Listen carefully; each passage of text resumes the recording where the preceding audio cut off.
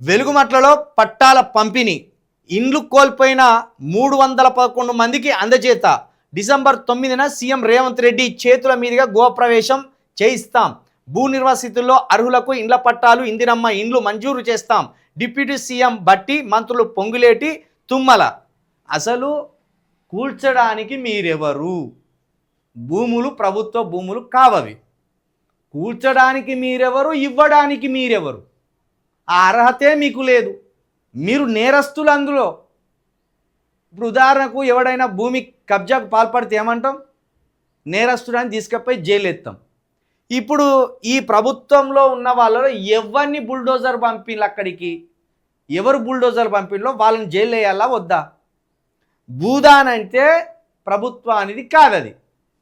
ఎవరో పెద్ద మనిషి దానం ఇచ్చిన భూమి అది. దాని మీద ప్రభుత్వానికి ఎలాంటి హక్కులు ఉండవు.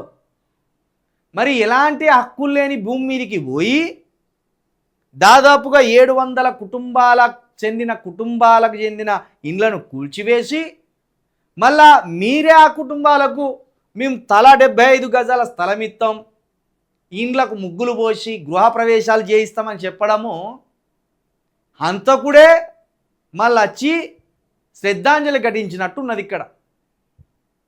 కాబట్టి అసలు అర్హతే మీకు లేదు. సరే, తప్పును ఒప్పుకున్నారు. కవిత గారి పోరాటం వల్ల, విశారదన్ గారి పోరాటం వల్ల చెంపలు వేసుకొని తప్పును ఒప్పుకొని ఈ ప్రజలు మా మీద తువ్వాని ఉంచేటట్టున్నారు, అవసరమైతే మా ఇండ్ల ఖర్చు కొట్టేటట్టున్నారు అనే భయంతో నిన్న హుటిన 311 మందికి అక్కడ కూల్చిన చోటే, అదేవిధంగా వేరే గ్రామాల్లో ఒక 100 మందికి, మొత్తం 411 మందికి మేము పట్టాలు ఇండ్లు కట్టించబోతున్నామని ఒక ప్రకటన చేసింది. ఇది ఎవరి విజయం? మేము నిన్న ప్రదర్శించిన ప్లకార్డులను మీరు చూడొచ్చు. కూల్చిన చోటే ఇండ్లు కట్టాలన్నాం మేము, ఎక్కడో అనలేదు. కూల్చిన చోటనే ఇండ్లు కట్టియాలి అనే ఏకైక డిమాండ్ తోటి దీక్షకు దిగినాం మేము.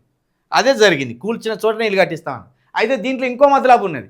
ఈ 311 మంది వెలుగుమట్లలో బాధితులేనా కాదా, లేకపోతే వేరోళ్ళని తీసుకొచ్చి వీళ్ళు మెలుగుమట్ల బాధితులని 311 మందికి మీరు పట్టాలు ఇవ్వబోతున్నారా?